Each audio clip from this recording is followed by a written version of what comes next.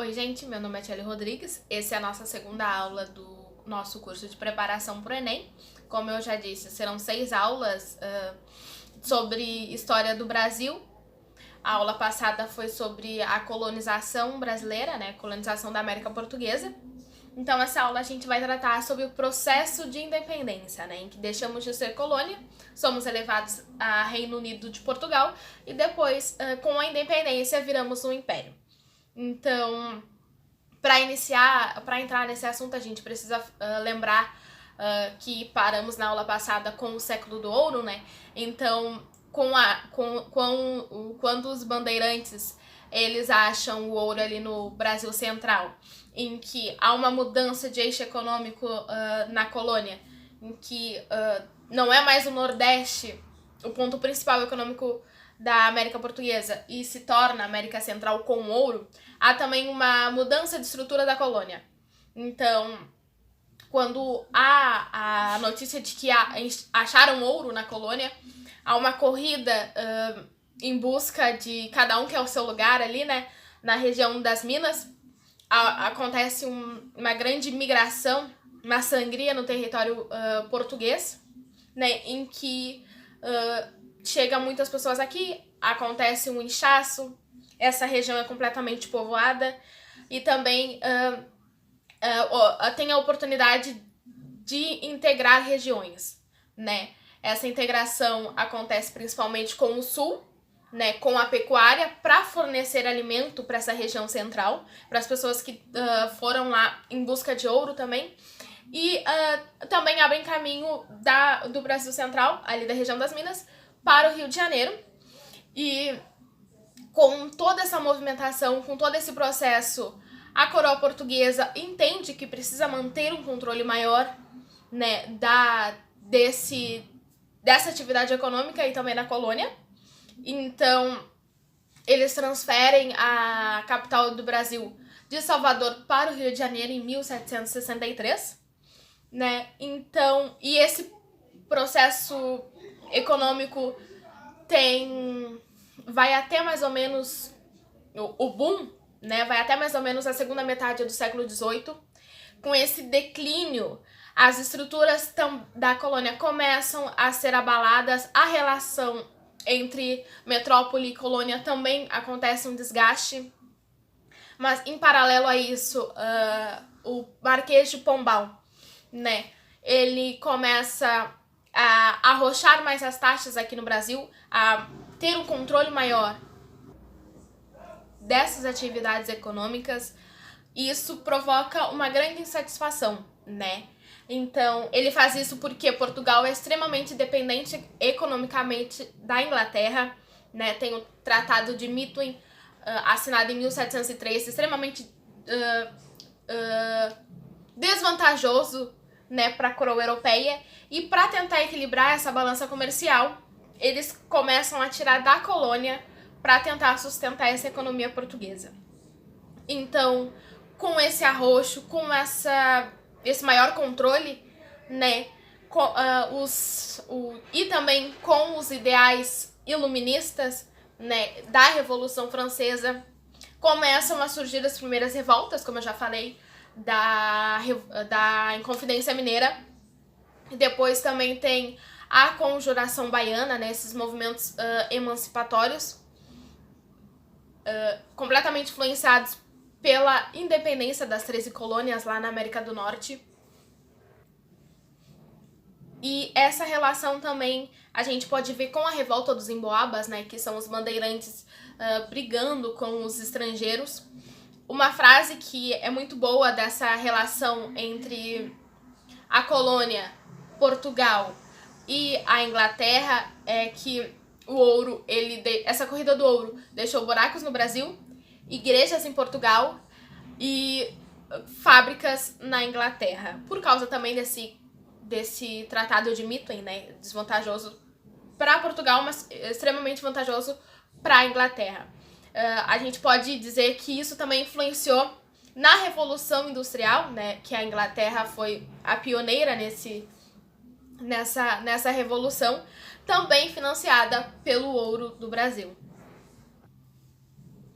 toda essa demonstração de insatisfação em que do tratamento da metrópole com a colônia, esse sentimento ali já começa a surgir, já demonstra que tudo não está bem. E num cenário internacional em que Napoleão Bonaparte, com a Revolução Francesa, né, e os ideais iluministas, ele abala as estruturas da Europa, invade países, né, suas tropas invadem países, e ele provoca um bloqueio continental, né, a principal inimiga de Napoleão é a Inglaterra. Então, nesse bloqueio continental, ele proíbe qualquer nação de manter comércios com a Inglaterra, e ameaçando de invadir quem mantivesse isso. E para quebrar a hegemonia inglesa, lembrando que nessa época a Inglaterra era conhecida como a rainha dos mares, né? Então, Napoleão queria fazer da França a principal economia da Europa, e Portugal ficava numa sinuca de bico, né?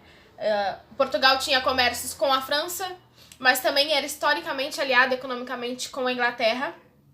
Então, nesse jogo de tabuleiro europeu, em 1807, Dom João VI decide que fica do lado da Inglaterra, né, em a Conferência de Londres, quando eles acertam tudo, que ficando do lado da Inglaterra, eles proporcionariam a fuga da corte portuguesa para a colônia, para o Brasil, né? E quando Napoleão descobre isso, no caminho das tropas, eles passam também pela Espanha, derrubam o rei da Espanha, Carlos VI. Napoleão põe o irmão dele, né, como rei da Espanha, e invade Portugal. Então, Portugal pega sua corte com mais de 15 mil pessoas, com a ajuda da Inglaterra, e foge para o Brasil. Dizem as más línguas que nessa fuga, enquanto eles estavam embarcando lá no porto, a Dona Maria I, né, conhecida como Maria Louca, né, ela disse: "Para que essa pressa? Até parece que estamos fugindo", mas eles estavam fugindo, né. O que vale ressaltar é que já havia um interesse da corte portuguesa de virem aqui, de manterem uma presença maior na América Portuguesa, nessa colônia, né. A coroa já tinha mandado pesquisar como era essa estrutura colonial aqui no Brasil. Todo esse processo de fuga da corte do Napoleão para a América Portuguesa, a gente chama de transmigração da corte para o Brasil, né? E nós historiadores, afirmamos e temos a ciência de que esse é de fato o início do processo de independência do Brasil, né? Então a corte chega primeiro em Salvador em 1808, né? Temos aquele livro bonitinho. E nesse processo, quando a corte vem primeiro a Salvador, depois vai pro Rio de Janeiro, né?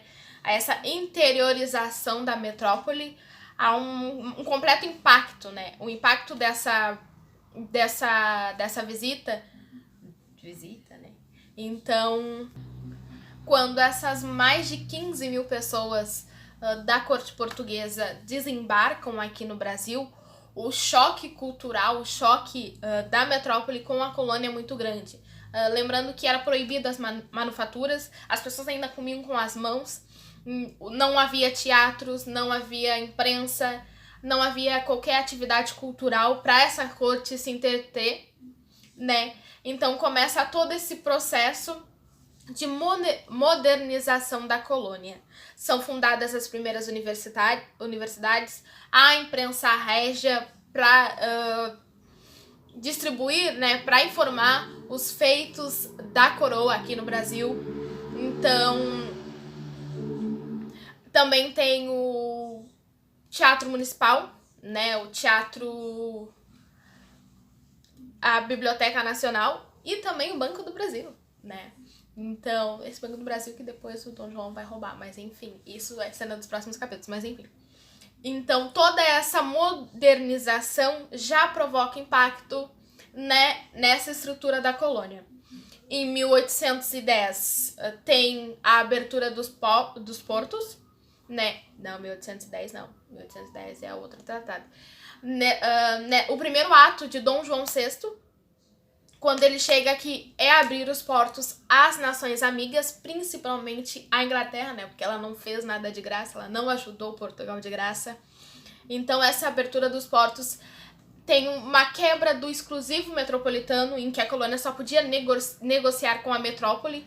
Então, essa estrutura, as bases dessa estrutura colonial já começam a ruir. E o Rio de Janeiro se torna o centro administrativo da metrópole, né?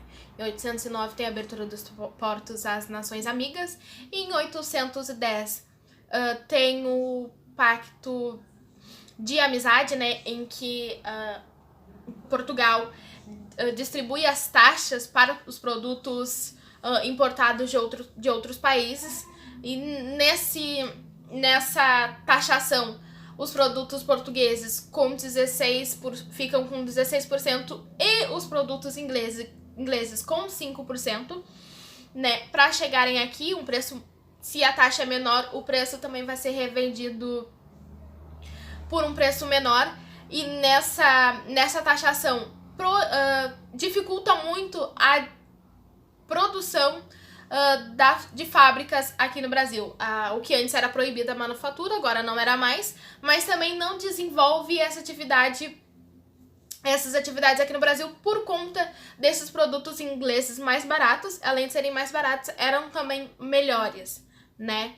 Então, nisso, Portugal começa a perder de novo para a Inglaterra. Com essa mudança econômica, a abertura dos portos às outras nações, a oportunidade da colônia negociar os seus produtos com outros países, não exclusivamente com Portugal, né? A quebra do pacto do exclusivo metropolitano. A introdução de cultura aqui no Brasil, criação de óperas, teatros e bibliotecas, por causa dessa corte, também a corte portuguesa também traz Debré, né? É importante a gente ver as pinturas dessa época, o olhar dele desses anos. Então, tudo isso faz com que a colônia comece a se desenvolver, né? Então, isso não é bem-vindo, não é bem visto por Portugal, né? Que enquanto eles estão lá tentando resistir às tropas napoleônicas, eles foram completamente abandonados pela coroa, né? Então, no território português, tem as tropas napoleônicas com as tropas inglesas dominando tudo. E em 1815, Napoleão na Europa é finalmente derrotado, né? Com a Inglaterra, a França e a Prússia. E todos os territórios conquistados por ele são devolvidos, né, aos seus devidos reis, incluindo Portugal, mas acontece o Congresso de Viena para restabelecer essa ordem na Europa, né? Porque Napoleão ele tentava quebrar com as bases do antigo regime, e esses países conservadores tentavam restabelecer isso, né? Apagar tudo que Napoleão fez e voltar de onde eles pararam, né? Então, nesse Congresso de Viena, Portugal não estava presente, mas como eles precisavam, como também era um país invadido por Napoleão, eles precisavam também dessa voz, né? Então, como o rei de Portugal não estava em seus territórios, Dom João VI teve que elevar o Brasil a Reino Unido de Portugal para poder ter essa conversa e reaver o seu trono de Portugal. Então, em 1815, oficialmente deixamos de ser colônia e nos tornamos Reino Unido de Portugal e Algarves. Então, Dom João não volta inicialmente para Portugal, né? Ele decide ficar com a corte aqui no Brasil. Quando Dona Maria I morre, ele é coroado. Ele não é coroado, que a coroação só acontece 2 anos depois, mas ele finalmente vira o rei de Portugal, né? Mas tudo isso, esse abandono do território português, começa a gerar uma insatisfação que a corte portuguesa do litoral português se sente completamente abandonado, porque eles agora são controlados pelo exército inglês, né? Em 1820 estoura a Revolução Liberal do Porto, que é essa insatisfação dos nobres portugueses pelo abandono da corte e esse domínio inglês nos seus territórios. Então é publicado um manifesto pelos portugueses exigindo a volta imediata da família real de volta para Lisboa, né? E que condicionando o rei a cumprir a Constituição, né? Então, aquele modelo de que o rei reina, mas não governa. Então, uma monarquia constitucional. Mas vale destacar que essa revolução liberal do Porto era liberal só para Portugal, não para o Brasil. Entre essas condicionantes, né, eles exigiam a recolonização do Brasil, a volta desse pacto colonial em que a colônia só podia fazer comércios com a metrópole. Então, para tentar equilibrar tudo, Dom João VI volta para Lisboa, né, com a família real, mas essa tentativa de recolonização, né, do Brasil gera grande insatisfação com os comerciantes daqui, né, lembrando que já tem aquela insatisfação com as revoltas do final do século do ouro. Então, para tentar equilibrar essa Revolução do Porto, a satisfação dos portugueses e essa insatisfação também dos comerciantes brasileiros, Dom João VI volta para Lisboa, mas aqui deixa o príncipe regente, o Dom Pedro, né? E quando ele consegue inicialmente tentar controlar esses conflitos, mas Portugal volta à tentativa de recolonização. Então, o Partido Brasileiro, né, tenta conseguir algo concreto de que não vai ser recolonizado, e em uma carta com mais de 8.000 assinaturas levadas a Dom Pedro I, né, eles fizeram essa negociação para que ele fique aqui no Brasil. Então, essa negociação, no dia 9 de janeiro de 1822, é conhecido como o Dia do Fico, em que Dom Pedro diz que fica no Brasil. E ele também é um pouco ousado, né, um menino. E em agosto, essa tentativa de Portugal de levar ele para Lisboa, a tentativa das tropas portuguesas levarem ele a Lisboa também. Em agosto, ele diz que qualquer tropa que chegar aqui nesse território do Brasil é considerada tropa inimiga.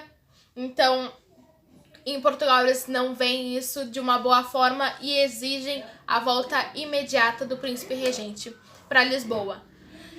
Essa exigência acontece em agosto, né? Então, quando Dona Leopoldina vê isso, eles percebem que não tem outra alternativa a não ser declarar de fato a independência de Portugal. Então, a Dona Leopoldina, com os seus ministros, também o José Bonifácio, assinam a declaração de independência do Brasil de Portugal. E depois, em 7 de setembro, Dom Pedro, que não estava na capital, não estava no Rio de Janeiro, recebe essa notícia de que a Leopoldina declarou independência, e ele concorda com essa decisão. E tem, como é popularmente conhecido, ele declara a independência do Brasil de Portugal. E essa declaração de independência, né, assinada por Leopoldina, seus ministros, dando foco ao José Bonifácio, porque ela estava no comando do Brasil, porque Dom Pedro I tinha ido viajar, né, ela estava como regente, e depois, quando essa notícia chega a Dom Pedro I, ele declara a independência às margens do rio Ipiranga. Vale lembrar que esse ideário, né, de declaração de independência ou morte, que Dom Pedro teria gritado às margens do rio, não é um retrato fiel do que aconteceu naquele momento, né? O quadro do Pedro Américo é mais de simbolismo, de uma forma ufanista de retratar esse momento. Não foi exatamente isso que aconteceu, porque a gente acredita que o exército que acompanhava Dom Pedro primeiro estava montado em um burro, né? Então, e aqueles uniformes não eram do exército do Brasil ainda. E essa declaração assinada em 7 de setembro de 1822 ainda encontra uma resistência das tropas portuguesas e de Portugal. Esse período dura mais ou menos uns 4 anos, né? Até as tropas portuguesas saírem definitivamente do território brasileiro, né? Ainda há algumas guerras em algumas regiões do Brasil entre tropas brasileiras e tropas portuguesas. E Dom Pedro, né, que era príncipe regente e agora com a independência se torna Dom Pedro I e o Brasil, de Reino Unido e de Portugal, se torna um império, né? Eu separei 2 questões do Enem, né, pra gente analisar juntos, que fala desse período joanino, né? Lembrando que vai de 1808 até 1820. Então, essa é do Enem de 2014. Eu vou ler pra vocês e a gente vai explicar um pouquinho. A transferência da corte trouxe para a América Portuguesa a família real e o governo da metrópole. Trouxe também, e sobretudo, boa parte do aparato administrativo português. Personalidades diversas e funcionários régios continuaram embarcando para o Brasil atrás da corte, dos seus empregos e dos seus parentes após o ano de 1800. Né? É do livro de História da Vida Privada no Brasil, do Alencastro, né? Distribuído pela Companhia das Letras. Então, os fatos apresentados se relacionam ao processo de independência da América Portuguesa por terem a. Incentivado o clamor popular por liberdade. B. Enfraquecido o pacto de dominação metropolitana. C. Motivado as revoltas escravas contra a elite colonial. D. Obtido o apoio do grupo constitucionalista português. E. Provocando os movimentos separatistas das províncias. A resposta é a B. Enfraquecido o pacto de dominação metropolitana, né? Lembrando que quando Dom João vem pro Brasil, chega ao Brasil, o primeiro ato dele é abrir os portos para as nações amigas, quebrando o pacto do exclusivo metropolitano e liberando os produtos brasileiros para serem comercializados por outros países. E por que a resposta não é a A, né? Incentivando o clamor popular por liberdade. Esse clamor por liberdade ele era restrito por uma burguesia que pôde sair do Brasil e estudar nas universidades europeias, né? Então, as revoltas, esse ideário iluminista que acontecia aqui no Brasil era exclusivamente dessa elite que tinha contato com pensadores europeus e não essa população, não os populares, né? Então, é errado essa afirmação justo por ter o clamor popular. Não era isso, né? Essas revoltas eram extremamente elitistas.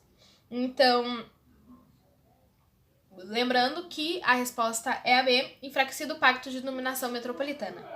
Então, a segunda pergunta, né, é do Enem de 2010.